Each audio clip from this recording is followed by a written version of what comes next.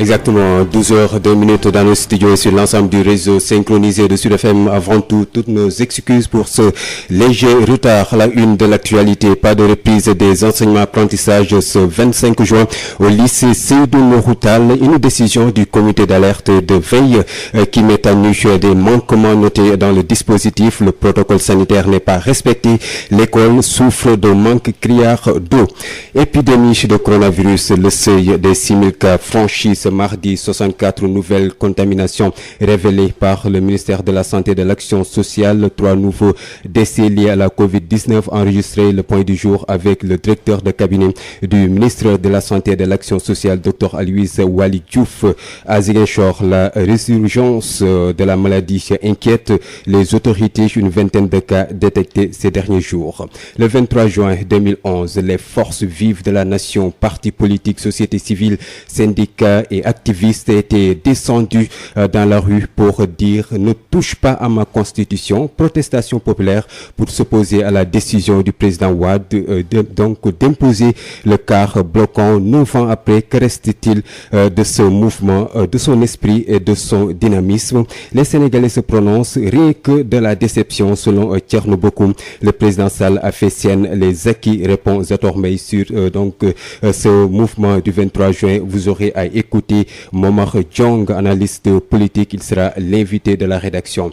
L'actualité internationale sera démise. La revue de presse de Adjandé Mahem Diaye va compléter cette édition d'information mise en onde aujourd'hui par Hassan Thioune. Les détails c'est après ceci. Babacar Samb qui vous dit bonjour et bienvenue et merci d'écouter sur FM Sen Radio pour vous informer. Pas de cours ce 25 juin au lycée Seydou Nourou Tall. Le comité d'alerte et de veille qui regroupe la direction, les enseignants, les parents d'élèves jugent impossible la reprise à cause d'un manque criard d'eau. Le protocole sanitaire n'est pas ainsi respecté. Les précisions du secrétaire général adjoint de l'Académie de Dakar du QCMS, professeur au lycée Thierno Seydou Nourou Tall avec enseignants. En fait, nous n'avons pas décidé de ne pas ouvrir, mais nous sommes dans l'impossibilité d'ouvrir. Je pense que la nuance, pour moi, elle est importante. Nous sommes dans l'impossibilité d'ouvrir. Pourquoi? Parce que depuis 6 ans, au niveau du lycée Thierno Seydou Nourou Tall, nous avons un problème d'eau. Vous pouvez aujourd'hui aller vérifier, il n'y a pas une seule goutte d'eau au niveau du lycée Thierno Seydou Nourou Tall. Ce qui fait donc que pour être en phase avec le protocole sanitaire, nous ne pouvons prendre aucun risque parce que l'eau est extrêmement importante dans la prévention contre le Covid. Voilà donc les raisons pour lesquelles nous pensons, après rencontre au lycée, qu'il est impossible de reprendre les enseignements ce jeudi au lycée Thierno Seydou Nourou Tall de Dakar. À l'instant, Sambo Diouf, secrétaire général adjoint de l'Académie de Dakar du QCMS, professeur au lycée Seydou Nourou Tall, président de l'APE du lycée, juge cette décision sage et légitime, sans eau, impossible de respecter le protocole sanitaire, explique Khalifa Mboup, qui interpelle à nouveau le ministère de l'Éducation nationale pour une solution définitive à ce problème qui perdure. Khalifa Mboup, président de l'APE au micro des enseignants. Immédiatement, j'ai dit oui, parce que le comité d'alerte et de suivi qui a pris la décision est un comité dans lequel l'association des parents d'élèves du lycée est représentée. Donc c'est une décision que nous soutenons aussi, pour les raisons objectives qui l'ont motivé, notamment l'absence d'eau dans le lycée depuis plusieurs mois, mais surtout qui s'est aggravée ces 2 dernières semaines. Parce qu'avant, il nous arrivait de pouvoir appeler les sapeurs-pompiers, ce que nous avons toujours fait d'ailleurs, qui venaient à la rescousse. Mais vous savez, quand c'est pour 1 fois, 2 fois le mois, c'est possible. Mais quand il faut faire venir les sapeurs-pompiers tous les 2 jours, c'est pas possible puisque ce n'est pas leur mission. Donc voilà pourquoi nous avons dit, nous soutenons effectivement la décision prise par ce comité et dirigée par le proviseur de ne pas ouvrir le lycée le jeudi 25. Sauf si, entre-temps, la situation s'améliore. Mais nous soutenons cette décision. Vous n'avez pas des craintes par rapport au déroulement des enseignements pour les élèves en classe d'examen? Si, nous n'avons que des craintes d'ailleurs. Autant nous avons des craintes pour les enseignements, autant nous avons des craintes pour les risques sanitaires que courent nos enfants, que court le personnel, que courent les enseignants. Dans un établissement où il n'y a pas d'eau, les toilettes ne sont pas, etc., etc. Parce que la question de l'eau est une question fondamentale. Tu as beau prendre des masques, tu as beau te laver les mains avec du gel, mais la question de l'eau, elle est fondamentale. Et on y travaille depuis très longtemps, mais on n'a jamais eu de réponse favorable. Et peut-être que je peux vous expliquer très rapidement que pourquoi c'est un problème qui date de longtemps. C'est que depuis que le pont qui est en face du lycée est là, les tuyaux sont coincés. En tout cas, c'est ce que nous ont dit les techniciens de l'ancienne SDE. Donc, on ne peut plus recevoir de l'eau normalement. L'idée, c'était maintenant que la SDE, qu'on a saisie, ou que le ministère de l'Éducation qu'on a saisi, et la dernière saisine, je pense, date de novembre 2017, mais il n'y a pas eu de réponse. Voilà, à l'instant, Khalifa Mboup, président de l'association des parents d'élèves du lycée Seydou Nourou Tall, fait exactement 12h09. Sud FM.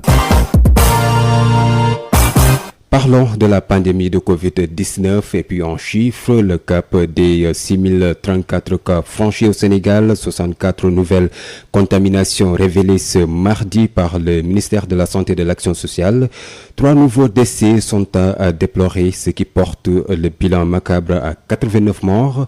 Le point du jour avec Dr Aloyse Waly Diouf, directeur de cabinet du ministre de la Santé et de l'Action sociale. Lecture du communiqué numéro 114 de ce mardi 23 juin 2020. Le ministère de la Santé et de l'Action sociale a reçu les résultats des examens virologiques ci-après. Sur 1045 tests réalisés, 64 sont revenus positifs, soit un taux de positivité de 6,1%. Les cas positifs sont répartis comme suit. 51 contacts suivis par nos services. 13 cas issus de la transmission communautaire, répartis entre Kermassar 2 cas, Pikine 1 cas, Mbao 2 cas, Scat Urbam 2 cas, Grand Yoff 1 cas, Mariste 1 cas, Mamel 1 cas, Liberté 4 1 cas, Yoff 1 cas et Touba 1 cas. 93 patients hospitalisés ont été contrôlés négatifs et déclarés guéris. 23 cas graves sont pris en charge dans nos services de réanimation.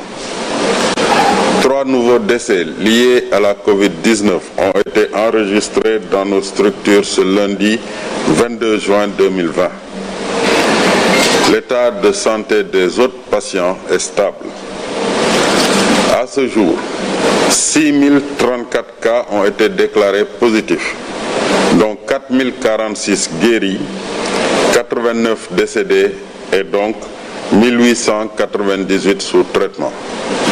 Le ministère de la Santé et de l'Action sociale exhorte les populations au respect strict des mesures de prévention individuelle et collective.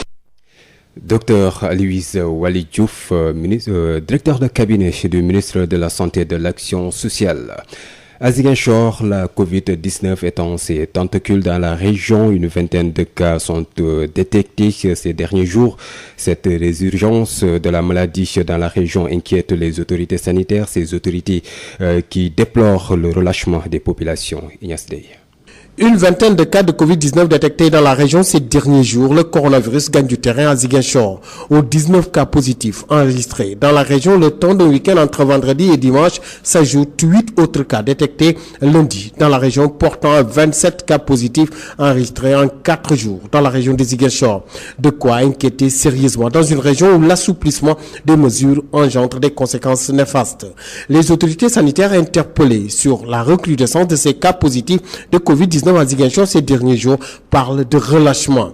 Très peu de gens portent leur masque. Le lavage des mains à l'entrée des maisons n'existe presque plus. La distanciation est reléguée au second plan. Les gens vaquent librement à leurs occupations comme en temps normal, laissant libre cours au virus qui étend ses tentacules dans la région. Une région où cette recrudescence de cas inquiète sérieusement. Et comme si cela ne suffisait pas, un cas communautaire de Covid-19 est même détecté chez un enseignant. De quoi enfler les inquiétudes à quelques jours de la reprise des cours. Aujourd'hui, ce ce sont 35 malades de Covid-19 qui sont en hospitalisation dans les centres de traitement qui abritent les malades de Covid-19 à l'hôpital régional de Ziguinchor et au stade Aline Sitoé Diatta. Ziguinchor, Ignace Ndeye, Sud FM. Ignace Ndeye, quittons Ziguinchor, direction Tataguine pour parler de ces populations qui ont profité de la remise de kits alimentaires pour exprimer leur amertume. Pas d'eau ni d'électricité, les populations ne sentent pas les réalisations du maire, nous dit Babacar Sow. Calvaire des populations de Tataguine en cause le manque criant d'eau et d'électricité, une situation que dénoncent jusqu'à la dernière énergie les populations de cette localité. L'aide Covid-19 du responsable politique de l'APR dans la zone Ibou Ndiaye, un prétexte pour les femmes de Tataguine qui n'en peuvent plus à les en croire d'exprimer leur amertume. Doudou Diagne, adjoint au maire de Tataguine, revient sur la souffrance des populations. C'est juste pour confirmer ce que viennent de dire les dames. Au niveau de la commune de Tataguine, la majeure partie des villages n'ont pas d'électricité ni de l'eau. C'est une réalité qui est là, que nous vivons chaque jour. Le problème de l'eau, aujourd'hui, la majeure partie des populations utilisent de l'eau des puits, le courant. Beaucoup de ménages utilisent des bougies. On peut dire qu'ici à Tataguine, le maire gère la mairie comme son entreprise individuelle. La raison pour laquelle la population n'a pas senti des réalisations. En ce qui me concerne et ce que je vois, je n'ai vu aucune réalisation en tant qu'adjoint au maire. Une aide Covid-19 évaluée à près de 15 tonnes de riz, appréciée à sa juste valeur, surtout chez les populations laissées en rade au niveau de l'appui du gouvernement sénégalais. Doudou Diagne. Moussa Ndiaye Ibou vient à son heure pour aider la population de Tataguine. Comme vous le savez vous tous, récemment avec un lot de produits désinfectants d'une valeur de 2 millions, avec 1000 masques aussi. Aujourd'hui il est revenu avec 15 tonnes de riz et d'une valeur de 4 350 000 pour aider la population. Pour ceux qui n'ont pas bénéficié d'aide alimentaire, pour qu'on puisse bénéficier. Nous ne faisons que lui remercier et aussi lancer un appel au président de la République pour lui dire que Moussa Ndiaye Ibrahima vraiment mérite d'une promotion parce qu'il l'a fait, il a travaillé, il a tout fait pour la population de Tataguine. Babacar Sow depuis Mbour pour Sud FM.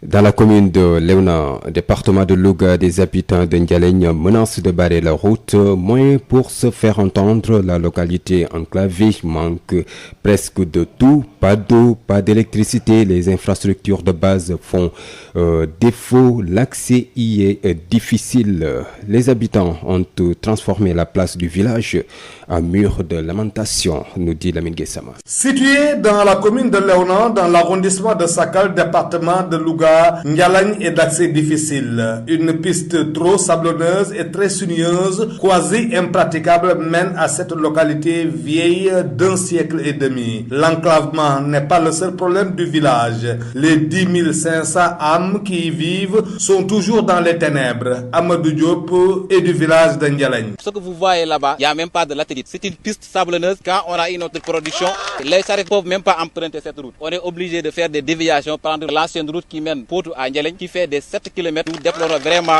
on sent que l'État nous a oubliés. Nous lançons un appel solennel à son Excellence, Monsieur le Président de la République, Macky Sall. Nous, Ndialègne, pourquoi on ne mérite pas cette électricité? Aujourd'hui, même pour charger un téléphone portable, on est obligé d'aller à Potou ou bien à Gaba. À Ndialègne, l'eau est une denrée rare. Son système de distribution est moyen en jeu. La case de santé construite par les populations elles-mêmes n'existe que de nom. Pas d'infirmiers, pas de matériel. Les panneaux solaires qui y étaient installés ne sont plus fonctionnels. Le seul établissement primaire du village sous abri provisoire voit rarement le seul enseignant qui y officie, même si ce n'était pas la période de pandémie de Covid-19. Les malades sont évoqués sur des charrettes, des chevaux, l'âne. Vraiment, c'est déplorable. L'eau, vous-même, vous pouvez le constater. À votre arrivée, vous avez vu des femmes puiser dans des puits. Ça, c'était émergent. Des femmes qui se réveillent à 4 h du matin, qui laissent leur mari coucher, qui mettent des queues pour avoir cette liquide précieuse. Et surtout en cette période de pandémie de la Covid-19, on ne se lave plus. Si nos revendications ne sont pas prises en compte par le chef de l'État ou bien les autorités municipales, on va marcher. Et nous nous même de barrer la route des Niayes. Les populations de Ndialègne, à 2 km de Gabar, hommes et femmes, jeunes et vieux, ont transformé la grande place publique du village en mur de lamentation le temps d'une après-midi.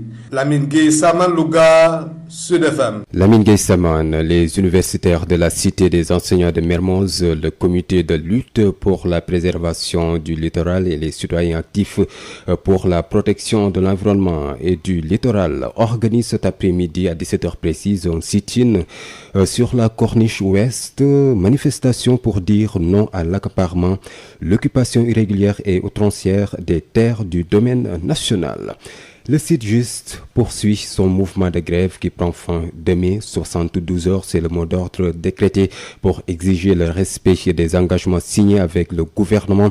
Ces travailleurs de la justice sont soutenus dans leur lutte par l'UNSAS qui se réserve le droit de généraliser la lutte si le gouvernement ne met pas en œuvre l'ensemble des accords signés avec le site juste. Ibrahim Mané, membre du secrétariat exécutif de l'UNSAS, joint par Ndeye Mariam Ndiaye. Par rapport à cette grève, l'UNSAS ne comprend pas pourquoi le ministre de la Justice s'entête à refuser le dialogue social dans un contexte aussi difficile que nous connaissons, un contexte de tension sociale exacerbée par la crise sanitaire. Le ministre s'entête à refuser d'appliquer des accords qui sont déjà signés, bien actés, et qui portent la signature du président de la République, puisque le contenu de ces accords a fait l'objet de décrets, de plusieurs décrets.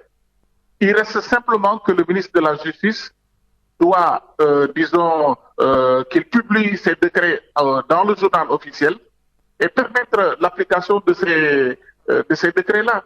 Les camarades sont en train de courir derrière cette application et le ministre refuse. Il s'entête et il se singularise par une indifférence et il ne reçoit personne. C'est ce que nous ne comprenons pas. Exactement, 12h20 au palais de justice de Dakar, même aussi vous êtes à l'Assemblée nationale. Sud FM.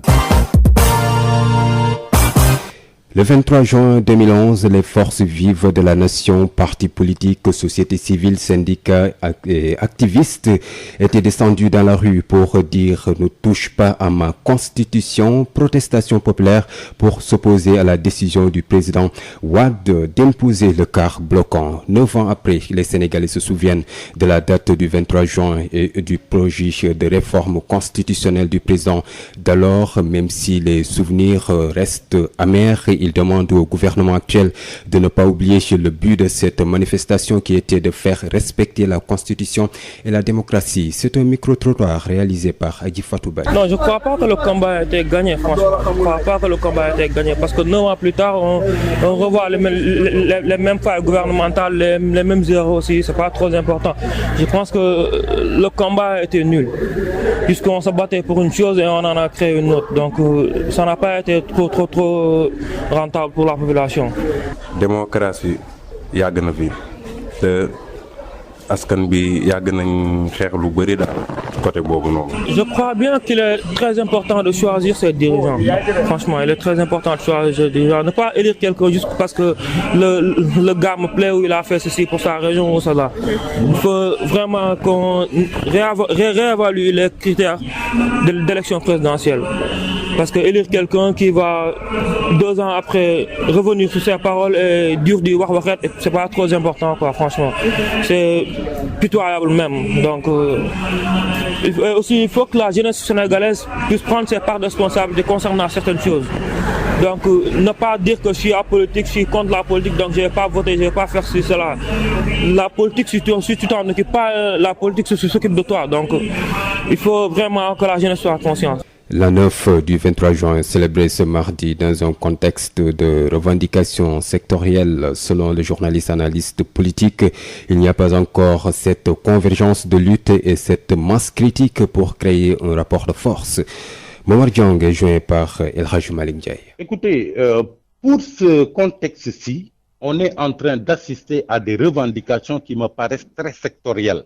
Tantôt, c'est le Sud-Just au niveau de la justice qui manifeste. Tantôt, c'est le monde des enseignants avec des revendications corporatrices. Tantôt, c'est des populations qui se sentent l'objet d'une certaine injustice, comme par exemple les populations de Gadaï qu'on a vu manifester hier. Tantôt, c'est des localités qui sont privées de fourniture d'eau et qui manifestent. Mais il n'y a pas encore cette convergence des luttes qui peut faire basculer un pouvoir ou bien qui peut déboulonner un pouvoir et qui peut l'ébranler. C'est ce que Macky Sall a réussi jusque-là. Je crois que jusque-là, nous avons des manifestations sectorielles. Maintenant, il n'y a pas encore cette masse critique et une convergence de toutes ces manifestations de colère pour que ça puisse peser et faire un rapport de force qui puisse amener le pouvoir à être ébranlé. Et c'est ce que je constate. Et c'est toute la différence qu'il y a entre le contexte des dernières années de Wade, encore une fois, qui avait rendu possible le 23 juin 2011, et le contexte actuel. Momar Diong, analyste politique, qui sera l'invité de la rédaction. 9 ans après les manifestations du 23 juin 2011, que reste-t-il de ce combat qui avait mobilisé tout un peuple? Rien que de la déception, répond en tout cas Thierno Bokoum du mouvement Agir. Mais il estime qu'il faut continuer le combat pour la démocratie et les libertés de plus en plus bafouées. Thierno Bokoum, président du mouvement Agir, joint par Mame Diarra Da Silva. Il faut quand même dire que l'ambition que nous avions tous, c'est que le Sénégal puisse complètement changer après le 23 juin, parce que le peuple s'était largement exprimé sur des questions précises, notamment des questions liées à la démocratie. Qu'est-ce qu'il en reste aujourd'hui? Il reste la déception. Nous sommes déçus de voir qu'autant d'énergie avait été utilisée, qu'autant de morts avaient été décomptés, et autant de sacrifices pour en arriver à ce résultat qui est un résultat décevant. Le 23 juin, on ne peut pas le regretter parce que ce fut un jour où il fallait se battre pour la démocratie. Mais le 23 juin n'a pas permis de tout changer. Il faut nécessairement que l'on repense nos combats, que l'on essaie de voir comment faire en sorte que véritablement ces questions majeures liées à la démocratie et aux libertés soient réglées d'une manière définitive dans notre pays. Donc aujourd'hui, c'est la déception, mais il n'y a pas de regret. Et aujourd'hui, je pense que les réflexions doivent converger sur comment faire pour que définitivement des questions liées à la démocratie et à la liberté puissent être réglées dans notre pays. On ne peut pas renoncer à un combat qui met en avant les principes d'un pays, qui met en avant un état de droit, qui met en avant une démocratie inclusive. On ne peut pas renoncer à un tel combat. Ce Sénégal nous appartient tous, nous n'avons pas le choix. Il faut continuer à se battre pour la démocratie, il faut continuer à se battre pour l'état de droit, il faut converger les forces davantage pour que le Sénégal puisse être sauvé des mains de dirigeants qui pensent le plus souvent qu'à se maintenir au pouvoir. Thierno Bokoum du mouvement Agir. En tout cas, le 23 juin a posé des actes importants pour la postérité et a même produit un président de la République qui a fait sienne les acquis obtenus. C'est la conviction du ministre conseiller Zador Mbaye avec Mame Diarra Da Silva. Je pense que ce combat a posé des principes qui s'appelaient non au tripatouillage constitutionnel, non à la dévolution monarchique, non au ticket présidentiel. Je pense que toutes ces dérives qui ont mené à cette ire populaire ne sont plus d'actualité aujourd'hui. Donc je peux considérer que oui, ce mouvement du 23 juin a posé des actes importants pour la postérité, et ce mouvement du 23 juin a même produit un président de la République, post-23 juin, qui aujourd'hui fait sienne toutes les recommandations, toutes les orientations que le 23 juin avait posées au Sénégal depuis 2012. Voilà, et puis parlons donc Hajj 2020, cette année, seuls les pèlerins présents en territoire saoudien pourront effectuer le Hajj. Décision prise par le ministère saoudien du Hajj et de la Umrah. Le Renofus, regroupement national des voyagistes privés pour le Hajj et la Umrah, salue la décision justifiée par la pandémie de la Covid-19. Selon son secrétaire général, le remboursement des billets d'avion est laissé à l'appréciation du pèlerin.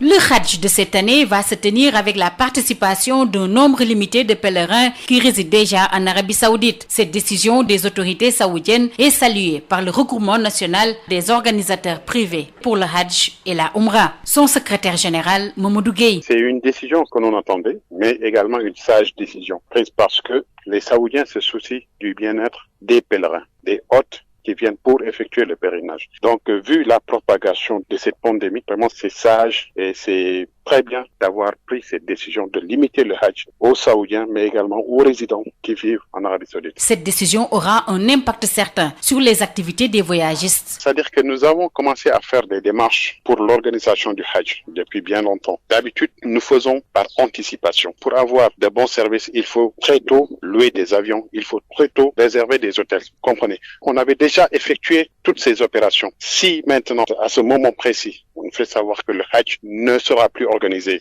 certes, nous saluons cette décision, mais effectivement, vous comprendrez qu'il y a un impact vraiment considérable sur les organisateurs privés, parce qu'on a eu à dépenser beaucoup d'argent pour la préparation de cette édition. Pour ce qui est du remboursement des billets d'avion et autres, cela relève exclusivement de la volonté du pèlerin, rappelle Mamadou Gueye. Ça dépend du pèlerin. Nous leur lançons un appel, tout en leur demandant de faire preuve de compréhension, mais également de confiance. L'argent qu'ils ont déjà donné n'est pas perdu. Seulement, cet argent est entre les mains des compagnies d'aviation ou bien entre les mains des hôteliers. Si, Inch'Allah, Allah fait que l'année prochaine, on puisse organiser le Hajj, mais effectivement, ces gens qui avaient cotisé pour cette année seront prioritaires parce qu'ils auront déjà contribué. Pour rappel, le nombre de cas Covid-19 en Arabie Saoudite dépasse les 160 000.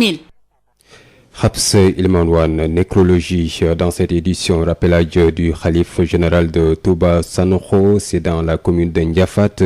Il s'est éteint ce mardi matin. El Hadj Mamadou Sakho était âgé de 117 ans. Ses principales activités furent l'agriculture et l'enseignement islamique. Il a été inhumé ce matin. Kaolack, Mamadou Kamara. Le Khalif général de Touba Sanokho a été rappelé à Dieu ce mardi vers 6h du matin dans le village qu'il a lui-même créé il y a de cela quelques décennies. Connu pour sa grande érudition, sa parfaite maîtrise de la science islamique, El Hadj Mamadou Sakho était aimé dans toute la région de Kaolack, au Sénégal, mais également au niveau de la diaspora. Il était tout le temps sollicité par les populations de toutes confréries religieuses pour formuler des prières et des travaux liés à la cosmogonie africaine dont il avait le secret. Il fonda la cité religieuse de Touba Sanokho en 1976. C'est dans la commune de Ndiafat qu'il érigea un véritable foyer de la Khadria. L'agriculture et l'enseignement du Saint-Coran furent ses principales activités. Âgé de 117 ans, le Khalif général de Touba Sanokho s'en est allé et il sera remplacé par le nouveau Khalif El Hadji Banfa Sanokho. Kaolack, Mamadou Kamara, Sud FM.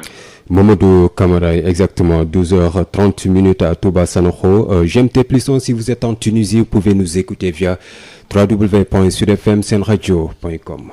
Sud International. En Tunisie, des heures ont de nouveau éclaté hier lundi dans la ville de Tataouine, dans le sud du pays, entre forces de l'ordre et manifestants. Ces derniers réclament des emplois et l'application d'un plan d'embauche promis par l'exécutif en 2017. L'armée a été déployée devant les établissements de l'État, a indiqué le ministère de la Défense. C'est le jour J au Malawi. Près de 7 millions d'électeurs sont appelés aux urnes ce mardi pour élire leur président, plus d'un an après l'annulation historique de la réélection du sortant Peter Mutharika en raison de fraude massive. Les 5002 bureaux de vote du pays sont ouverts depuis 6h du matin et fermeront à 18h heure locale. Les résultats sont attendus d'ici à la fin de la semaine. En France, 18 mois de prison avec sursis, la peine infligée à un policier ayant matraqué une gilet jaune en janvier 2019. Décision rendue ce mardi par le tribunal correctionnel de Strasbourg. La peine est assortie de 5 ans d'interdiction de port d'armes. Le parquet avait requis, je vous le rappelle, 12 mois de prison avec sursis. Sud Midi, l'invité. Il s'agit de Momar Diong, journaliste analyste politique qui revient sur l'an 9 du 23 juin. 23 juin célébré ce mardi dans un contexte de revendications sectorielles. Selon le journaliste analyste politique, il n'y a pas encore cette convergence de lutte et cette masse critique pour créer un rapport de force. Momar Diong avec El Hadj Malick Ndiaye. Nous sommes avec Momar Diong, vous êtes politologue et journaliste. Bonjour. Bonjour El Hadj Malick. Nous allons parler du 23 juin qui célèbre aujourd'hui son 9e anniversaire. Que reste-t-il du 23 juin? Je pense qu'il n'en reste pas grand-chose du mouvement du 23 juin. Le mouvement du 23 juin, je crois que tous les acteurs, ou bien la majorité des acteurs emblématiques, ont rejoint le camp du pouvoir. Mais je comprends surtout l'intérêt de votre question à travers la comparaison qui peut être faite entre les deux périodes et pour voir s'il peut y avoir un 23 juin bis. Eh bien, pour comprendre cela, il faut replonger dans le contexte des dernières années de Wade pour voir ce qui avait permis la survenue du 23 juin 2011. Moi, je considère que le 23 juin 2011 est la fin d'un long processus. Il y a d'abord ce débat autour de la dévolution monarchique qui a longtemps agité le landerneau politique. Ensuite, il y a que Wade, avant son projet de ticket présidentiel et de modification, de suppression plutôt du cadre bloquant, avait modifié la Constitution à 16 reprises. Donc les personnes étaient à bout et l'attendaient au tournant par rapport à cette réforme qui a été celle de trop. Mais il y a pire. Wade a passé plusieurs années de son magistère à se débarrasser d'un certain nombre d'alliés et à renforcer le camp de l'opposition. Souvenez-vous, c'est au bout de 3 mois seulement après la formation du premier gouvernement que quelqu'un comme Ahmad Dansoko, qui était une figure emblématique et un homme consensuel, a été défenestré. Ensuite, au bout de 11 mois, Wade s'était débarrassé de son premier ministre, Moustapha Niasse. Donc la coalition FAL commençait à voler en éclats. Mais il y a pire. Wade commençait maintenant à se débarrasser de son propre fils. D'abord Idrissa Seck, avec lequel il s'est séparé à l'orée de la présidentielle de 2007, mais aussi Macky Sall. Mais ce qui est encore plus grave, c'est que Wade a permis la convergence de lutte entre plusieurs mouvements. Souvenez-vous qu'il s'est aliéné, à l'époque, des hommes d'affaires, je pense notamment à Youssou Ndour, à qui il avait refusé d'accorder un signal à sa télévision, mais il y a aussi Baratal, qui a connu toutes les misères possibles et imaginables sous le régime de Abdoulaye Wade et qui avait créé son mouvement Yamalé. Et à l'époque aussi, il y avait un mouvement quand même qui avait pignon sur rue, en l'occurrence Y'en a marre. Donc c'est la convergence de toutes ces luttes-là, de tous ces fronts, qui a permis la survenue du 23 juin. Donc on est dans un contexte par rapport à aujourd'hui complètement différent. Parce que plutôt que de renforcer le camp de l'opposition, Macky passe tout son temps à réduire en ayant l'opposition, c'est-à-dire en renforçant sa majorité présidentielle. Ensuite, les membres de la société civile qui avaient particulièrement gêné le pouvoir de Wade ont été également phagocytés par le pouvoir de Macky Sall, ce qui rend quasiment impossible la survenue d'un 23 juin bis dans ce contexte actuel.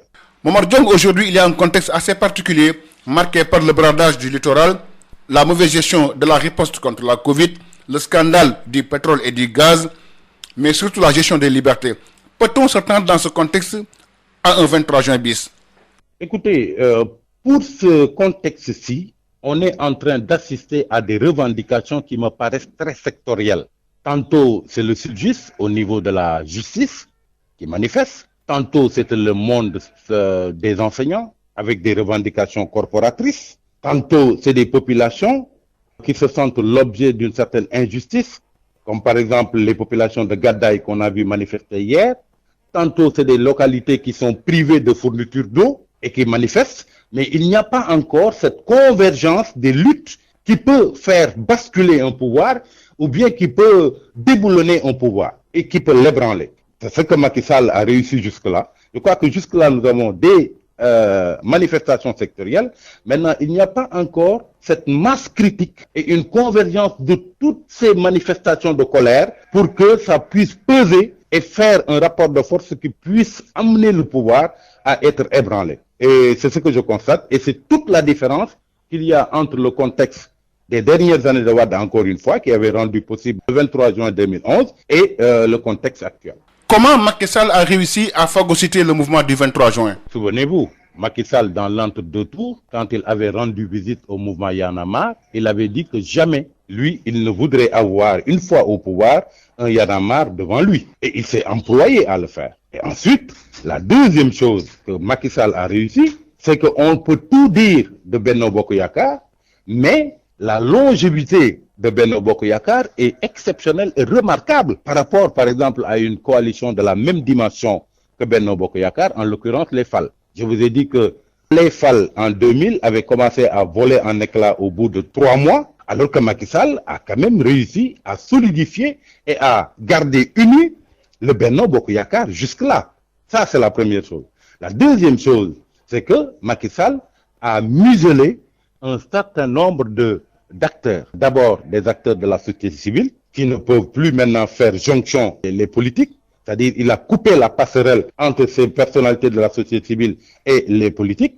Mais il y a aussi un segment qui me paraît extrêmement important. Il faut avoir le courage de le reconnaître, c'est la presse. La presse, à l'époque de Wade, avait quand même joué un rôle éminemment important. Vous ne pouviez pas vous lever sans voir quasiment toutes les unes qui soient contre le régime de Abdoulaye Wade. Aujourd'hui, on se rend compte que Macky Sall a réussi quand même à phagocyter une bonne partie de la presse. Il y a des membres de la presse, par exemple, ou des gens qui ont formé des journaux, qui se retrouvent aujourd'hui dans le gouvernement de Macky Sall, ou bien à la périphérie du pouvoir. À partir de ce moment-là, je crois que le faisceau qui avait permis la survenue du 23 juin a été complètement cassé par Macky Sall. Et je crois que c'est la prouesse qu'il a réussi jusque-là et qui fait que malgré quand même des colères qui sortent de partout, il n'y a pas encore cette masse critique, il n'y a pas encore cette convergence de lutte qui peut lui imposer un rapport de force de la même nature que celle qui a été imposée à Wade par les forces de l'époque. Il y a également, Momar, les dissensions à l'intérieur même au sein du mouvement du 23 juin. Il y a aussi les dissensions à l'intérieur du 23 juin, vous avez parfaitement raison. Mais la prouesse de Macky Sall, c'est d'avoir surtout réussi à phagocyter et à réduire au silence quasiment les figures les plus emblématiques du mouvement du 23 juin. Et je ne veux pas citer le nom, mais suivez mon regard, il y a énormément de membres éminents, de figures de proue du 23 juin, qui ont rejoint le cadre du pouvoir. Il y en a également qui ne sont plus de ce monde. Je pense par exemple à Mohamed Mbodj du Forum civil, qui n'est plus de ce monde. Il y a également d'autres personnalités qui étaient assez emblématiques de la société civile et qui ne sont plus là, ou bien qui ont rejoint le camp du pouvoir. Donc tout cela fait qu'ensuite, il n'y a que le mouvement Y en a marre a quand même connu un certain nombre de déconvenus. Je pense notamment à ce qui s'est passé en République du Congo, jusqu'à ce que le président Macky Sall intervienne pour qu'il soit élargi et libéré et qu'il le permette de rentrer au pays. Je crois que tout cela, et ensuite le débat qui a été entretenu autour du financement parfois occulte de ces mouvements par un certain nombre de personnalités à l'époque. Je pense notamment à un procès par exemple qui est en cours, celui de Lamine Diack, dont on dit par exemple qu'il aurait financé un certain nombre de mouvements, un certain nombre d'opposants. Donc ceci a enlevé un peu au crédit de mouvements qui, à l'époque, tapaient fort contre le régime. Et je crois que c'est tout cela combiné qui permet aujourd'hui au président Macky Sall de se prémunir d'un 23 juin. Momar Diong, je vous remercie. C'est moi qui vous remercie, Aladj Malik. Babacar Samb. C'est la fin de ce journal. Tout de suite, le rappel des grandes lignes. Pas de reprise des enseignements apprentissages ce 25 juin au lycée Seydou Nourou Tall, une décision du comité d'alerte et de veille qui met à nu des manquements notés dans le dispositif. Le protocole sanitaire n'est pas respecté. Les corps souffrent d'un manque criard d'eau. Épidémie de coronavirus, le seuil des 6000 cas franchis ce mardi, 64 nouvelles contaminations révélées par le ministère de la Santé et de l'Action sociale, 3 nouveaux décès liés à la Covid-19 enregistrés. Le point du jour, c'était avec le directeur de cabinet du ministre de la Santé et de l'Action sociale, Dr Aloyse Waly Diouf. Le 23 juin 2011, les forces vives de la nation, partis politiques, société civile, syndicats et activistes étaient descendus dans la rue pour dire « Ne touche pas à ma constitution ». Protestation populaire pour s'opposer à la décision du président Wade d'imposer le quart bloquant. 9 ans après, que reste-t-il de ce mouvement, de son esprit et de son dynamisme? Les Sénégalais se prononcent. Rien que de la déception, selon Thierno Bocoum, le président Sall a fait sienne les acquis, répond Zator Mbaye. L'analyse également de Momar Diong que vous avez eu à écouter dans ce journal. Il était l'invité de El Hadj Malick Ndiaye. L'actualité hors de chez nous et la revue de presse ont complété cette édition d'information mise en onde aujourd'hui par Hassan Thioune. À partir de 13h, vous aurez El Hadj Modou Faye pour le journal en wolof. D'ici là, portez-vous bien.